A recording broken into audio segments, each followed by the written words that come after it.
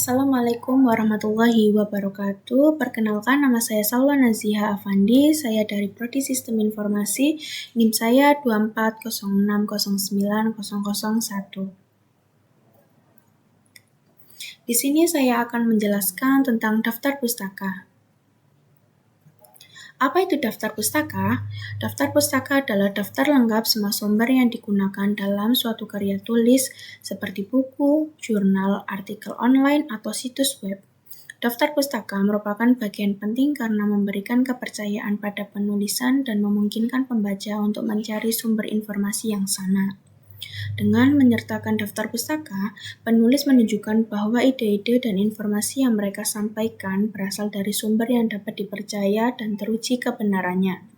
Hal ini meningkatkan kepercayaan pembaca terhadap isi tulisan Anda. Tujuan dibuatnya daftar pustaka. Yang pertama yaitu untuk menghargai karya penulis lain. Dengan mencantumkan sumber, penulis memberikan penghormatan kepada penulis asli atas ide dan hasil karyanya. Yang kedua, untuk meningkatkan kredibilitas tulisan. Karya ilmiah yang mencantumkan daftar pustaka menunjukkan bahwa argumen atau informasi yang disampaikan didasarkan pada penelitian atau referensi yang terpercaya. Yang ketiga, untuk memudahkan pembaca melacak sumber. Pembaca dapat mencari sumber asli untuk mendapatkan informasi lebih detail atau mendalami topik tertentu.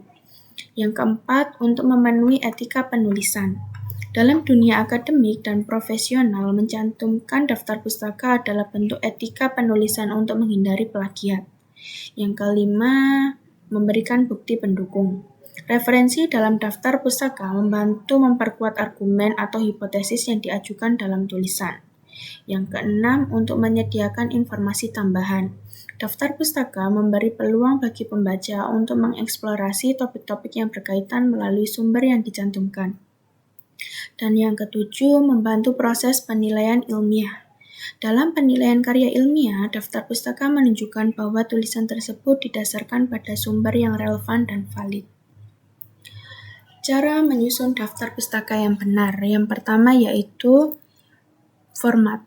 Pastikan Anda menggunakan format yang tepat untuk setiap jenis sumber. Ada banyak format yang tersedia seperti MLA, APA, Chicago, dan Harvard. Dan yang kedua, konsistensi. Pertahankan konsistensi dalam format penulisan. Gunakan satu format dan terapkan secara konsisten untuk semua sumber dalam daftar pustaka. Yang ketiga, kelengkapan. Sertakan semua informasi yang diperlukan untuk setiap sumber, termasuk penulis, judul, tahun terbit, penerbit, dan nomor halaman, jika ada. Dan yang keempat, urutan. Urutkan daftar pustaka secara alfabetis berdasarkan nama penulis atau judul, jika penulis tidak diketahui. Perangkat lunak untuk menyusun daftar pustaka. Yang pertama, Zotero. Software gratis dan populer untuk mengelola referensi dan menyusun daftar pustaka dengan berbagai format. Yang kedua, EndNote. Software berbayar yang menawarkan fitur canggih untuk mengelola referensi, menyusun daftar pustaka, dan membuat catatan. Yang ketiga, Mendeley. Platform online dan desktop untuk mengelola referensi, kolaborasi dengan peneliti lain, dan berbagi referensi. Sumber-sumber referensi yang dapat digunakan. Buku. Buku memberikan informasi yang lengkap dan mendalam tentang suatu topik, baik dalam bentuk akademis maupun populer. Jurnal. Jurnal ilmiah berisi artikel penelitian terbaru yang ditulis oleh para ahli di bidangnya, memberikan informasi terkini dan terverifikasi. Situs web. Situs web resmi lembaga, organisasi, atau akademisi dapat memberikan sumber informasi yang kredibel, tetapi verifikasi kredibilitas sangat penting. Di sini saya akan menjelaskan tentang kutipan langsung dan tidak langsung. Apa itu kutipan langsung? Kutipan langsung adalah pengulangan persis kata-kata dari sumber asli yang diapit tanda kutip. Kutipan langsung digunakan untuk menampilkan pendapat atau informasi penting yang diungkapkan dengan cara yang khas. Sedangkan kutipan tidak langsung adalah penyampaian kembali ide atau informasi dari sumber asli dengan kata-kata Anda sendiri. Kutipan tidak langsung digunakan untuk mencantumkan sumber informasi tanpa harus mengutip secara persis seperti aslinya. Contoh kutipan langsung dan tidak langsung. Contoh kutipan langsung. Kutipan langsung digunakan untuk mengutip persis kata-kata dari sumber asli, seperti dalam contoh ini, kata John Doe. Dan contoh kutipan tidak langsung yaitu, John Doe menyatakan bahwa kutipan langsung digunakan untuk mengutip persis kata-kata dari sumber asli. Tata cara pengutipan karya ilmiah. Yang pertama yaitu pencantuman sumber. Pastikan setiap kutipan baik langsung maupun tidak langsung disertai dengan catatan akhir atau daftar pustaka yang lengkap. Yang kedua, format pengutipan. Pilih format pengutipan yang sesuai dengan bidang ilmu Anda seperti MLA, APA, Chicago, dan Harvard. Dan terapkan secara konsisten. Yang ketiga, teknik pengutipan. Gunakan teknik pengutipan yang tepat untuk setiap jenis sumber seperti buku, jurnal, artikel, atau situs web. Dan yang keempat, etika pengutipan. Hindari plagiarisme dengan memberikan kredit yang layak kepada penulis asli dan tidak mengklaim ide orang lain sebagai milik sendiri. Teknik parafrase dan ketentuan pengutipannya. Yang pertama, memahami makna. Pahami sepenuhnya makna dan pesan dari sumber asli sebelum Anda mencoba parafrase. Dan yang kedua, merumuskan ulang. Gunakan kata-kata Anda sendiri untuk menyampaikan makna yang sama dengan sumber asli tanpa mengutip secara verbatim. Dan yang ketiga, mencantumkan sumber. Jangan lupa untuk mencantumkan sumber asli dan catatan akhir atau daftar pustaka, meskipun Anda tidak mengutip secara langsung. Dan di sini saya akan menjelaskan apa itu penomoran. Apa itu penomoran? Penomoran adalah sistem pemberian angka, huruf, atau simbol secara berurutan pada dokumen, daftar, atau struktur tertentu untuk mengorganisasi informasi secara sistematis. Penomoran bertujuan mempermudah pembaca memahami urutan atau struktur isi dalam dokumen. Penomoran biasanya digunakan untuk membagi struktur bab, subbab, dan poin-poin penting. Jenis-jenis penomoran. Penomoran numerik sederhana. 1, 2, 3. Penomoran ini menggunakan angka secara berurutan dan paling sering digunakan untuk daftar sederhana atau poin-poin utama. Contoh penggunaannya, daftar isi sederhana, urutan langkah-langkah dalam prosedur penulisan bab dalam dokumen. Contoh, 1. Pendahuluan, 2. Kajian teori, 3. Metode penelitian. Yang kedua, penomoran bertingkat alfanumerik, 1.1, 1.2. Penomoran ini digunakan untuk menunjukkan hubungan hierarkis antara poin utama dan subpoin. Contoh penggunaannya, dokumen ilmiah atau teknis, struktur organisasi dokumen. Contoh 1. Pendahuluan, 1.1 latar belakang, 1.2 rumusan masalah, 2. Kajian pustaka, 2.1 konsep dasar, 2.2 penelitian terkait. Yang ketiga, penomoran dengan huruf alfabet A, B, C. Penomoran ini sering digunakan untuk daftar non-hierarkis, seperti opsi atau poin penjelasan dalam satu kategori. Contoh penggunaan, pilih jawaban dalam soal ujian, poin-poin dalam paragraf penjelas. Contoh, A. Faktor ekonomi, B. Faktor sosial, C. Faktor politik.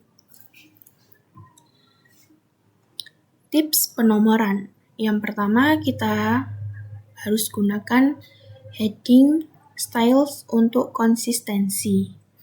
Dan yang kedua, hindari penomoran yang terlalu rumit.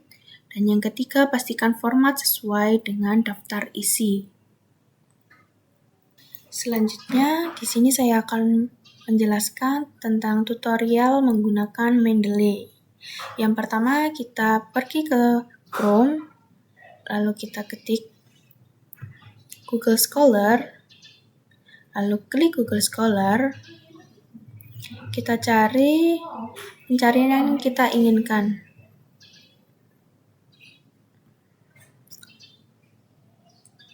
Seperti ini, lalu kita klik, kita download, Lalu kita masukkan ke dalam unduhan supaya gampang untuk mencarinya. Setelah itu kita cari lagi.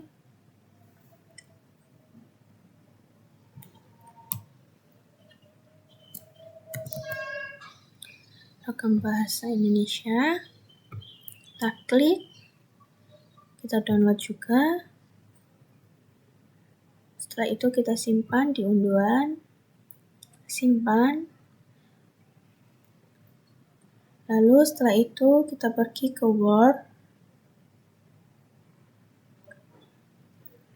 Kita simpan PDF tersebut ke dalam Mendeley Sheet seperti ini. Nanti jika sudah, tampilannya bakal seperti ini ya. Setelah itu kita pergi ke File Manager. Kita klik.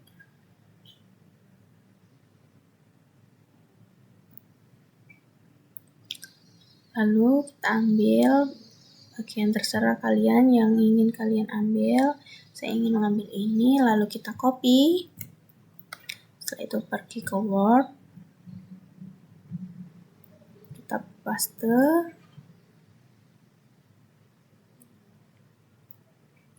Setelah itu kita pergi ke File Manager lagi. Kita buka yang satunya penggunaan tata bahasa ini.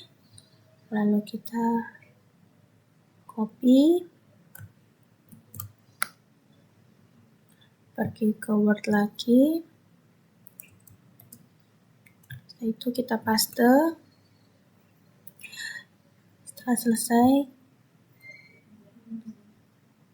taruh kursor di akhir paragraf, lalu kita centang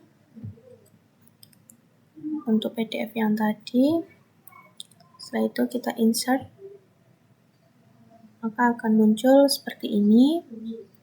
Setelah itu kita taruh satunya lagi, taruh kursor di akhir paragraf lagi, lalu kita klik bagian analisis penggunaan tata bahasa ini. Kita insert. Setelah itu kita ketik daftar pustaka. Setelah itu kita klik titik 3 ini, lalu insert. Oke, terus klik continue, maka muncullah seperti ini. Sekian penjelasan dari saya tentang Mendeley, kutipan langsung dan tidak langsung, daftar pustaka, dan penomoran.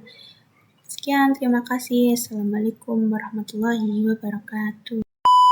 Oke teman-teman, terima kasih.